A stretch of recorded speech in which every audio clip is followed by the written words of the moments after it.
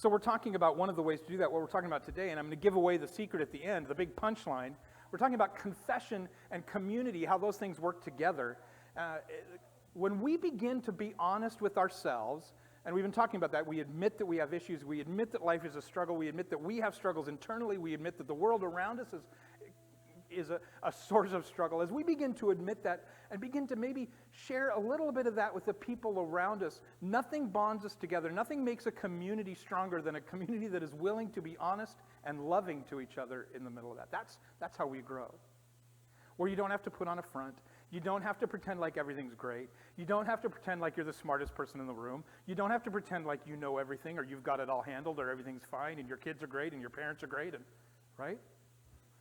And even as you go, maybe my world around me is struggling, but I have struggle internally. I'm struggling with things here, and I'm willing to share that with you, and you're willing to share that with me. That bonds us together in a community that is way better than a community that gets together because we have the same hobby, or a community that gets together because we like the same sports team. And I think that's part of what binds us together, and that's one of the things that causes us to be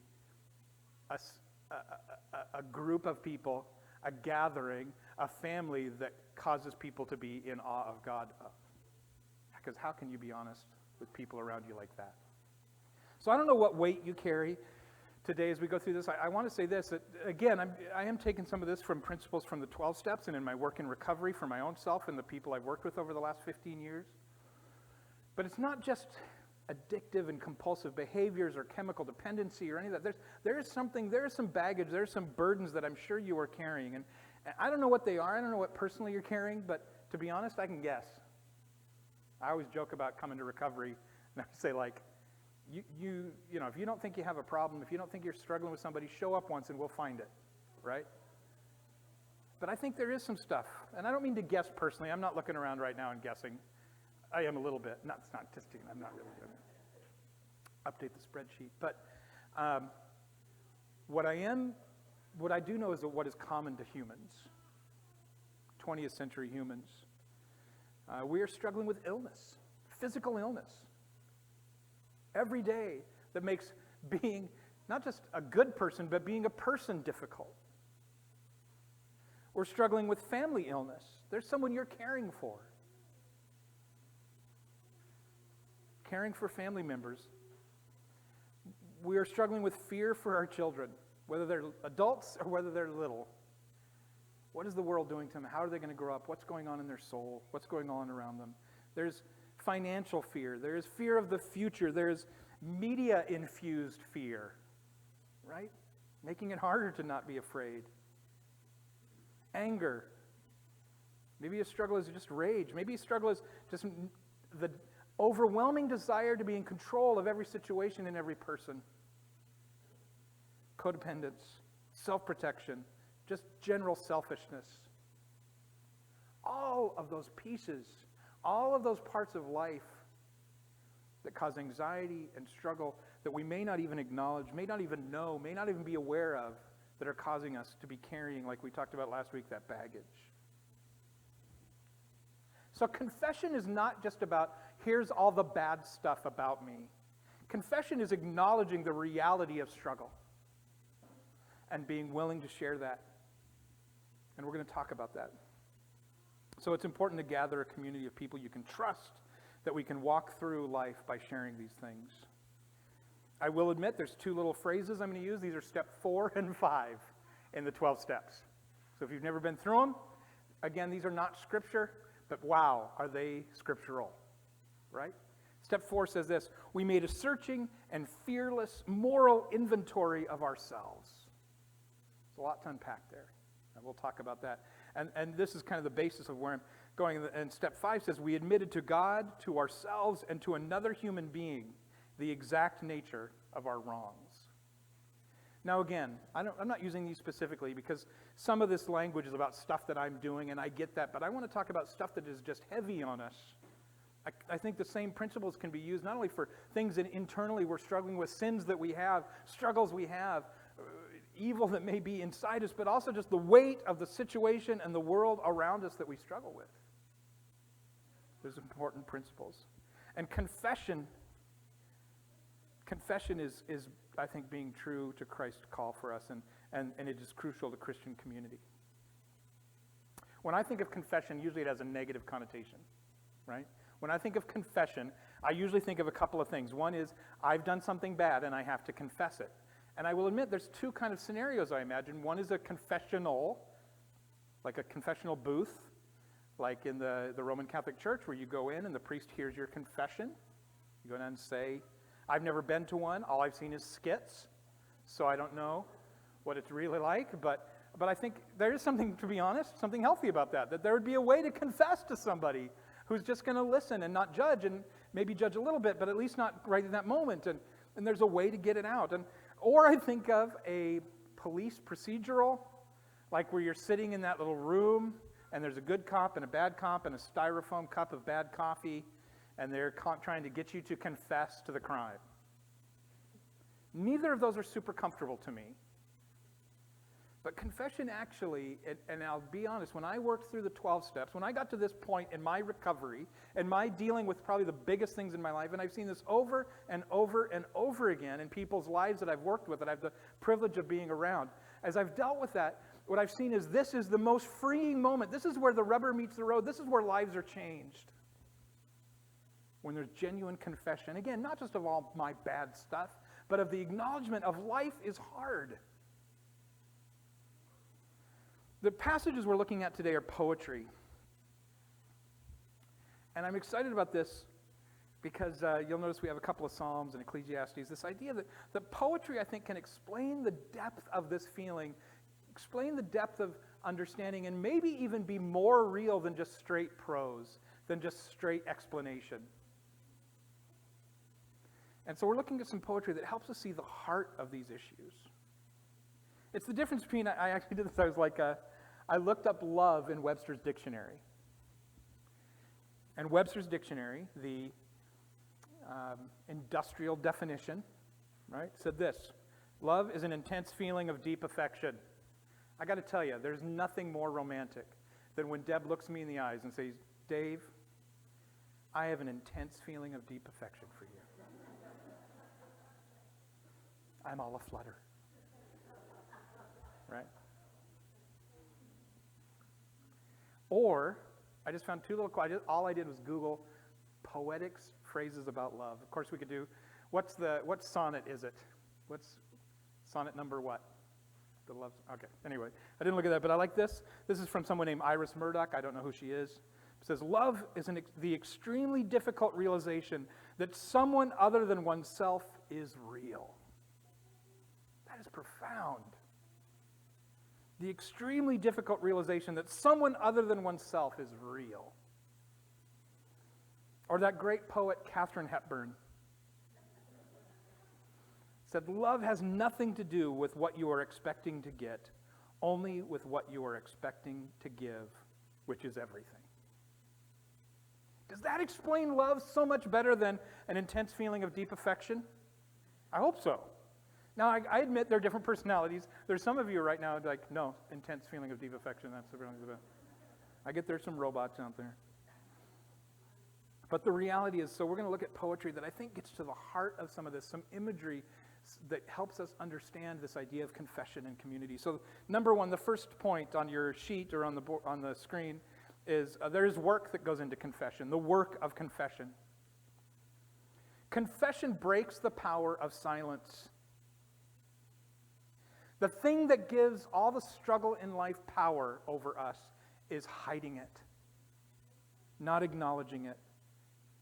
We need to first admit to ourselves, we'll talk about that in the next point, but we need to be willing to face the fact that we are not as good as we like to imagine, that life is not as good as we wish it were. And until we're willing to acknowledge that, until we're willing to do the hard work of actually seeing why that is the case, we can't begin the idea of confessing, of true confession, or building true community. We have to be willing, in short, to say, we are sometimes the villain in our story. I don't like that. I want to be the hero of my story. Right? Have you ever seen videos? I get on a rabbit trail of these sometimes. Videos of somebody losing their mind at like a coffee shop, or at a store. If any of you worked in retail or in waiting in a restaurant, you've probably seen these people where they are outraged about not enough sprinkles on the donut, or that something didn't go their way, and they're convinced. My favorite part is they're convinced that they're in the right, and they're looking around at everybody going, am I right? Am I right? And everyone's like, no, you are not right. You're the jerk. They always think they're the rational one. That it is, of course, makes sense that I am screaming at this poor 16-year-old barista because they're out of nutmeg.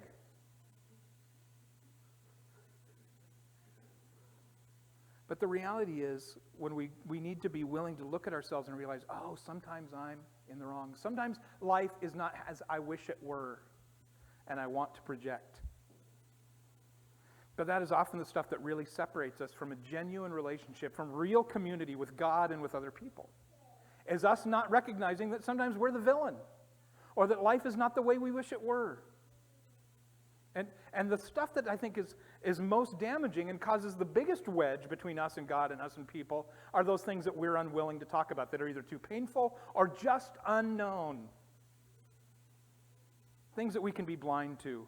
Maybe because we've had it for so long, it's been a part of us that we're just blind to it. If any of us who have pets know that fear, like, am I nose blind to how bad this animal smells? When Deb was gone, I have to admit, I finally gave Ginny a bath when I realized, oh, she's going to come home and realize this dog smells bad. But we've been kind of hanging out together for a couple of weeks, so it's really not that bad.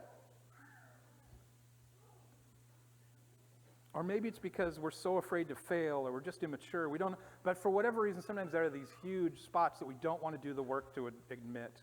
It takes real commitment. It takes real work. And most of the time, it takes real help. But how can I do this? Just as the phrase of the step says, searching and fearless, moral. How can I really be fearless? How can I really want to search? Because we acknowledge and realize that we are loved and forgiven. The conclusion is already there. We don't have to live up to something. We need to understand we're forgiven. Let's look at Psalm 139, 23 and 24. It's on your sheet or on the screen. This poem, search me, O God, and know my heart. Test me, and know my anxious thoughts. Point out anything in me that offends you, and lead me along the path to everlasting life. I love this. We're so afraid of being searched.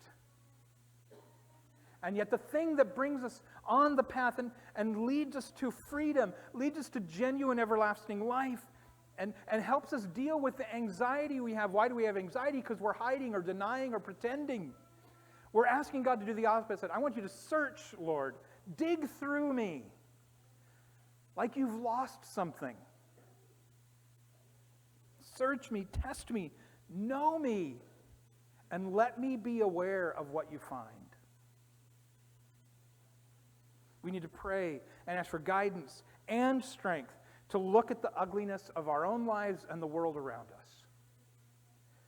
Not just to know it, but to be strong enough to face it.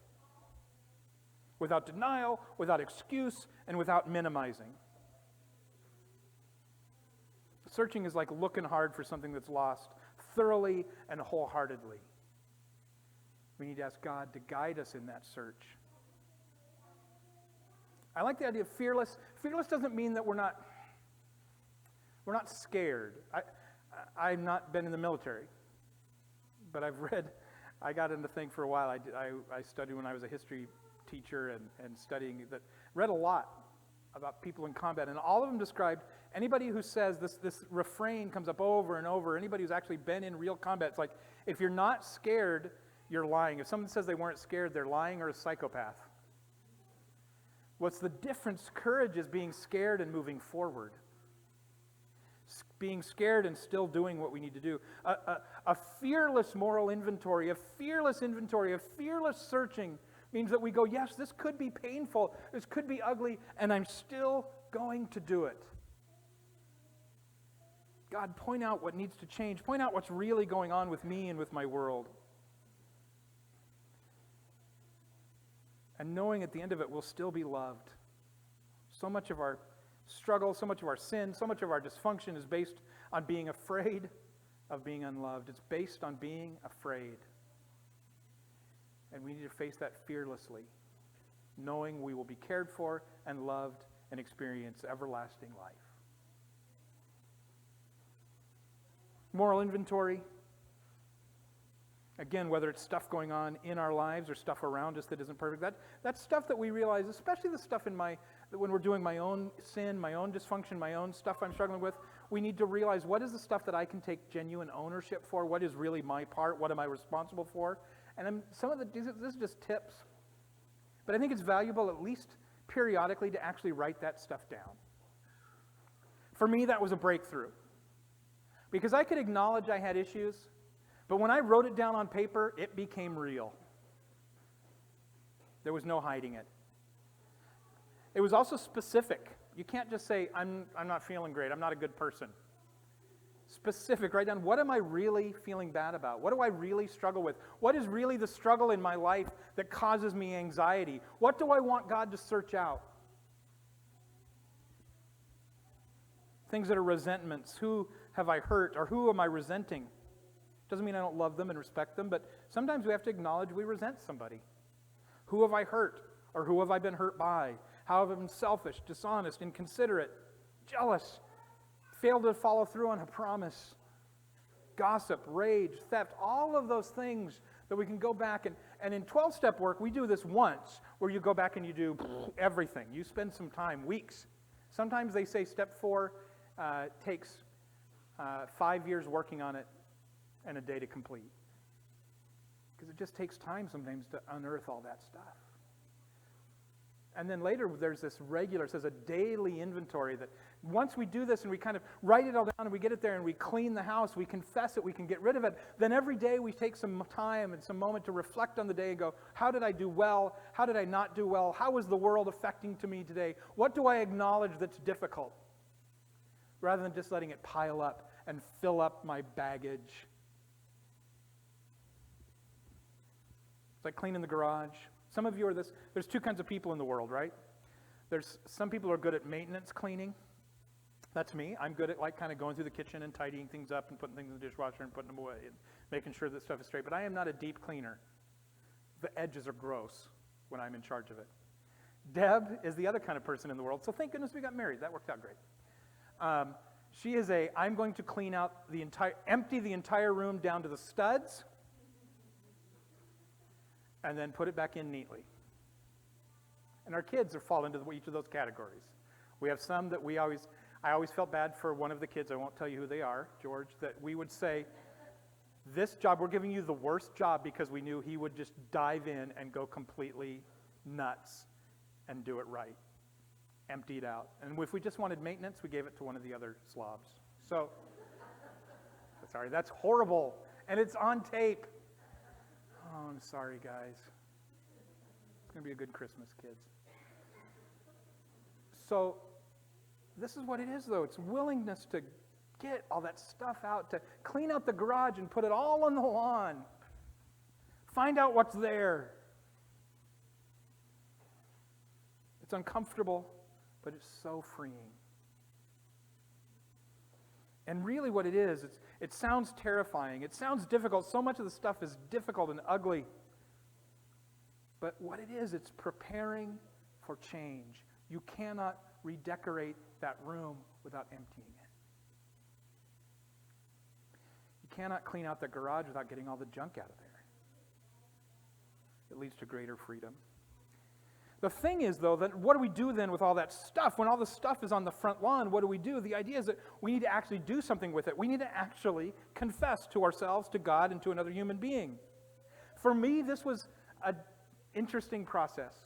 It was easiest for me to confess to God, because I know a couple of things. I know God loves me completely, no matter what I can. He's already died for my sins. He's already communicated that. I have never doubted that. And I also knew God was going to keep a secret. God was not going to go, get a load of Dave, right? Because I knew he loved me and he's silent. It was harder to confess to myself, because I don't like to see myself as imperfect, and I don't like to see my world as out of control. So even stuff that wasn't my fault, I always want to pretend like everything's great. right? It's harder to acknowledge, yeah, no, I'm not the hero in this moment. And yes, the world around me is difficult. There's some pain going on. The hardest was to share with another human being. Share with another human being? Nope.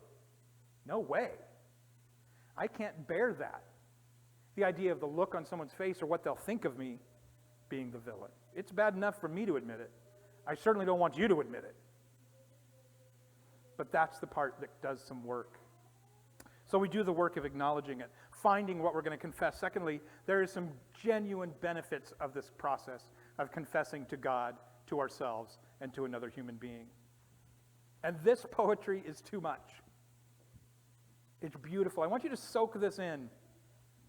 Psalm 32, 1 through 5.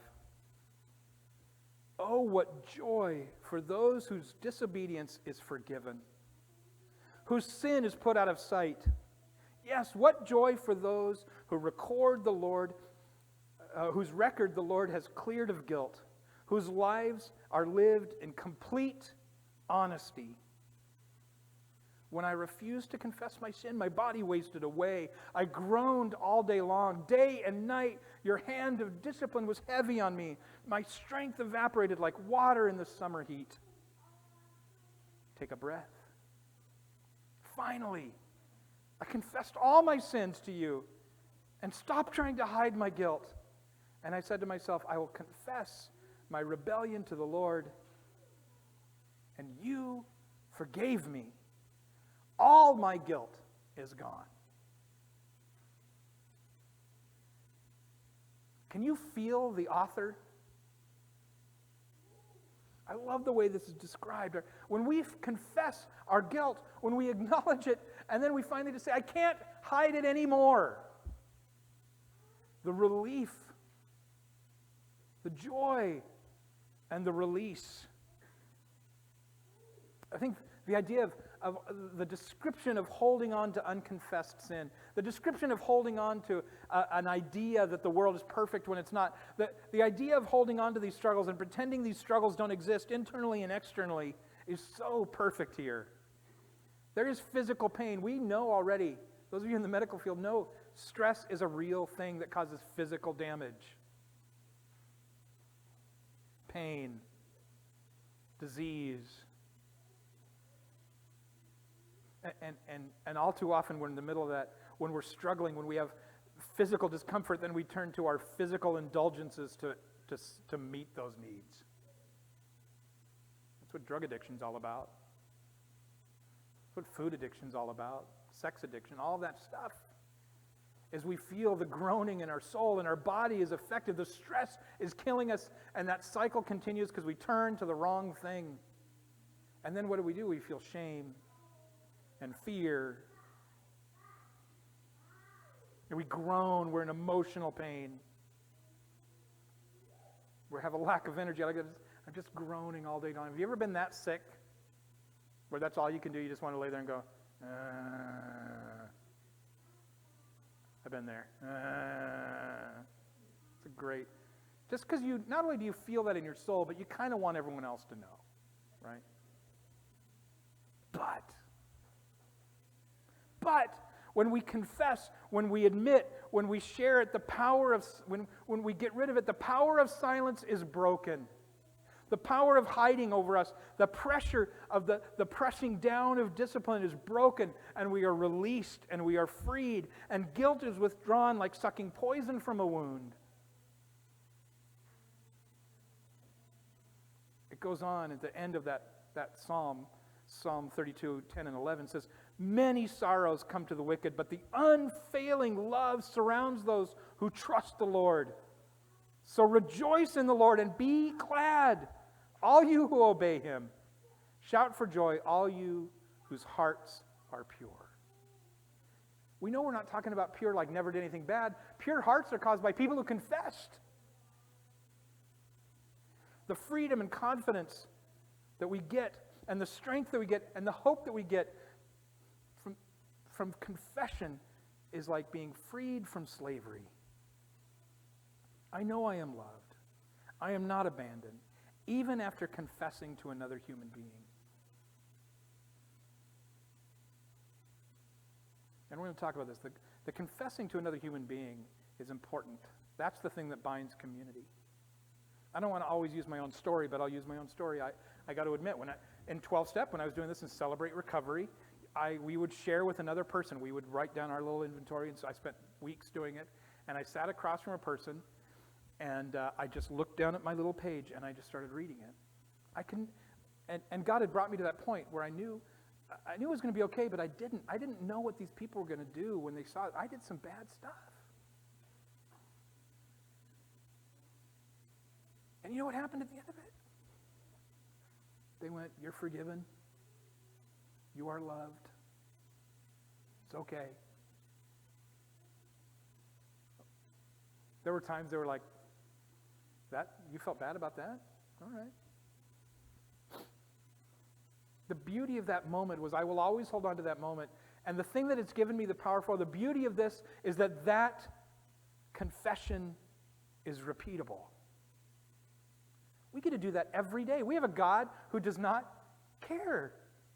Now, not that he doesn't care about it, but he is willing to forgive us again and again and again and again. He is never so disappointed in us like, "I can't believe it, Dave." Really? He embraces us and loves us and forgives us again. Confession to ourselves, to God, and to another human being keeps us humble. When we get in the middle of that, if we make that a practice, we get over looking at somebody else and going, "Look how bad that guy is." It makes us way more compassionate because our own stuff is always in front of us, and yet we're still loved. And we are able then to love somebody else who's got stuff. But it also builds community. Part 3, the community of confession. We need to experience forgiveness. When we confess to another human being, that's what I needed in that moment. I knew God forgave me, but I still felt shame. I knew I finally acknowledged it to myself, but I still felt shame. When I sat there against some people that I loved, some people I respected, and I said all that stuff out loud, then they looked me in the eye and they said, "I love you, you are forgiven." I've never felt that. The fact that I'm still married, the fact that my family still cares about me, the fact that I get to do this is what it means to have a community of confession. We get to experience forgiveness. My dad used to tell this story when he'd preach about a little girl. I don't know if it's apocryphal, if made up. He may have made it up. He probably did. No, I think he got it from somebody else who made it up. But a little girl was scared at night, and the dad was tired of coming in and trying to calm her, and finally he said, "You know, Jesus is here with you." And she said, "Yeah, but I need somebody with skin on." Confessing to another human being, we need somebody with skin on sometimes to look us in the eye the way God does and say, "You are forgiven and you are loved." We've got to find a community of actual human beings. Got to find a community who gets it and is willing to experience that with us. Ecclesiastes 4:9-12. You've probably heard some of this passage before, but maybe not in this context. I love this. I think it's ironic that Solomon's looking for fulfillment in life, right? And he's not finding it. But he does acknowledge this, that there's something about other people. 2 people are better than one, for they can help each other succeed. If one person falls, the other can reach out and help. If someone falls alone, they is in real trouble. Likewise, 2 people lying close together can keep each other warm. How can one be warm alone? A person standing alone can be attacked and defeated, but 2 standing back to back can conquer. 3 are even better. A triple braided cord is not easily broken. I love this idea that we are stronger together. We're able to face struggle. We're able to face our own struggle and the world's struggle when we work together. That is a founding principle of a support group, right? That there are other people there to support you. That's why we call it that. When you're struggling, reach out and call somebody. If you've fallen and you have people who already know your stuff, you can reach out. Once I kind of broached that, once I got through that, there were all sorts of people who were willing to help me. If you're cold, out and alone, we need community to keep us warm. If we're sad, If we're struggling, if the outside world is attacking us, we need people who can be back to back and can fight ninja style with us.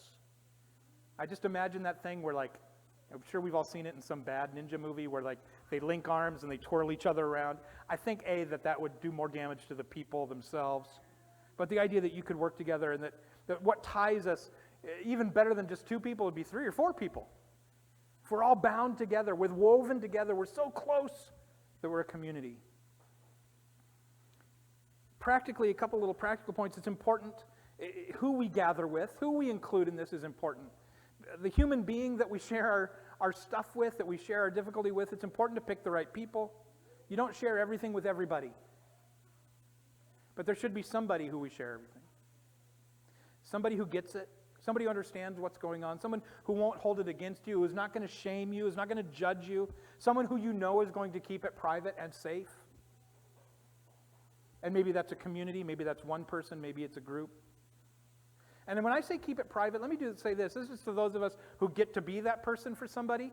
When someone says, hey, please don't share this. Little tip. Don't share it. If you also know enough about yourself, maybe you've already done this process and you go like, oh, I'm a horrible gossip. And just say, no, you can't share that with me. Have the courage to say that. Even, you know what's not keeping it private? Going to somebody and say, you can never tell anybody this, but let me tell you about Ben. Right? That's not keeping it private. Someone who has the same goal of growth in Christ as you do and is willing to hear you and help you through that and begin the process of growth and begin the process of being forgiven and living free rather than enslaved. So it's important who we gather with. It's important that we gather. There's a reason the Bible, Jesus said, the reason that we're said, hey, be together. Don't ignore gathering. And again, understand, I'm not using it as a guilt trip to show up on an event. But it means you don't ignore having a community. I will admit, the first thing that happens when we begin to have these struggles in lives is we isolate. The minute it gets a hold of us, we want to not be around people. We want to hide it, and we need to fight that. If you want to have somebody you can share with, you have to be around people, first of all, and find somebody. And not everybody's going to be a perfect fit. It's not always going to be wonderful, but you got to be around folks. Even probably if we hate the idea of being around people, we probably need to at least be around some safe people more. I hate the idea of going to gym, but the reality is the more I need to go to the gym, the less I want to go to the gym. And also the benefit, you may just find your people. If you give it a shot, being around people and maybe letting a little bit of yourself out until you may find some people that are your people. And your life will change. I got to admit, that's my favorite thing. I don't struggle too much with that. I love being around people. I'm a little bit of an extrovert. My favorite part about this job is being able to meet with people. And frankly, this is weird. Now that I've come to this place in my life, I love it when you have crisis. I'm sorry, that's awful. But that's what I think God has called me to do. And I never feel more loved and honored and useful as when someone shares and confesses. And I want that for you. To be a group that allows that for each other. It allows us to forgive. It allows us to make amends. It allows us to be confessors and to have confessors, a small cadre of people, of trusted comrades who we can share anything with and they can share anything with us. And we can be so free because of that we can love people recklessly. So much better than accountability culture. Confessors are so much better than accountability partners. Accountability partners so often in our culture means I'm going to yell at you if you fail. A confessor is, man, we're sharing with each other. And I'm going to help you up. When you fall, I'm going to help you up. If you're cold, I'm going to keep you warm. If you're attacked, I'm going to fight with you. I'm not going to fight you.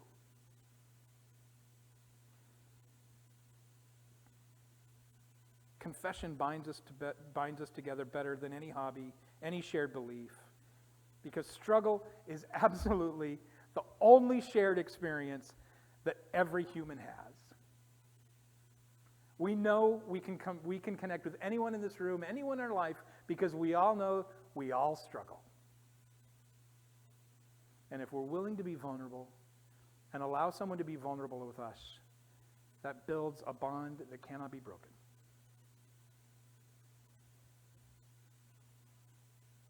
We're going to sing, I'm going to pray, and then Brent's going to sing another song with us, and then we'll close. But I do want to say this, that there is something special about believers who have been forgiven by God, who are willing to face their own stuff, and are willing to share that with the people around them. And that is what I hope for Restore Church, that is a regular thing. That maybe you don't share everything with everybody, but you have somebody to share everything with. Let's pray. God, we thank you so much that you have forgiven us, that you give us the ability to face the reality that we're not perfect and the world isn't perfect, but you are. And you love us anyway. And you want what's best for us anyway. And then even more, we get to be a part of that with people around us. That we get to see that truth with skin on. We get to be that person who offers forgiveness, offers grace, offers love. We get to be the people who turn to each other and in need of grace, in need of forgiveness, in need of love. And help us to practice that truth every day, all the time. James 5:16, confess your sins to each other and pray for each other so that you may be healed. The earnest prayer of a righteous person has great power and produces wonderful results. May we be people who make a practice of searching our lives with fearless honesty, confess our shortcomings to ourselves, to God, and to a loving few human beings in order to experience the grace, forgiveness, and love of the community of God. Have a fantastic week, and we will see you next Sunday. Thanks.